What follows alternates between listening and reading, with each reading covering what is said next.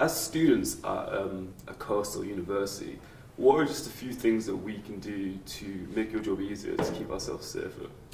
Students who are in coastal areas who may not come from areas where there are beaches, coastlines, surf, probably can be a little more sort of risky. They'll come down and think, I'm in Cornwall, I need to surf, I need to get into the water, I'm going to make the most of this. And also being of an age where, you know, they're prepared to undertake all manner of activities. So what we tend to get is quite a lot of people who will go tombstoning, cliff jumping, swimming, surfing. And so it's just a matter of, you know, we don't lay down rules, regulations. It's a matter of encouraging people to be safe for themselves, just to be aware of what the risks are. So if you're going to go surfing, don't go on your own, go with friends. Make sure that your kit is up to purpose. Make sure your leash fits. Make sure that your board is, you know, not going to break, and that people know where you are and where you're going.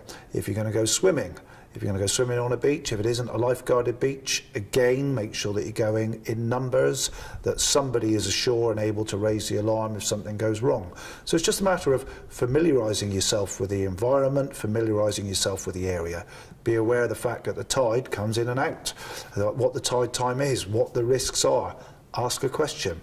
If I go here, can I walk around there? Will the tide come in? Will it cut me off? So the advice would be, go for it.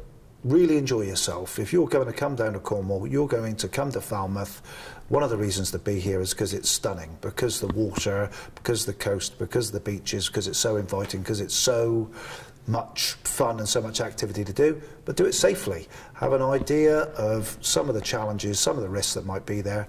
Join clubs and associations where you can get good instruction, good equipment and good advice. So go that way, and don't take the 50-50 risk. It's one of the things that people will do.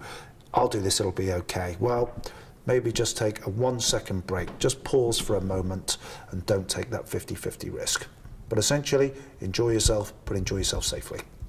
Recently, I've been seeing a lot of the don't drink and drown things. I hadn't seen those before. How much of a problem are like drunk people ended up in the water? How much of a problem is that for you guys? The statistics that have been done by the RNLI are quite clear. The majority of people that end up in difficulty in the water hadn't meant to be in the water in the first place. It's quite startling when you think of that, and particularly from our perspective, it changed our mentality. We're thinking about yachtsmen, fishermen, surfers, people out on boats who meant to get in the water and just got into trouble. What it turns out that we're dealing with is anglers. It's people out on coastal walks, it's people cut off by the tide. They're the people that end up in the water. And increasingly what we see is that men, and it is usually men, will find themselves in the water after a night out. And there are various reasons why, and without being bluntly, there are occasions where blokes just go for a pee and fall into the water. Again, it's a matter of don't drink and drown. Your confidence levels can be raised, your aversion to risky activity will also raise as well. So again, your inhibitions are lowered, but your abilities are also significantly lowered. So if you find yourself near the water, in the water, you are really, really running the risk of getting into a lot of trouble. So it's quite simple. It is don't drink and drown.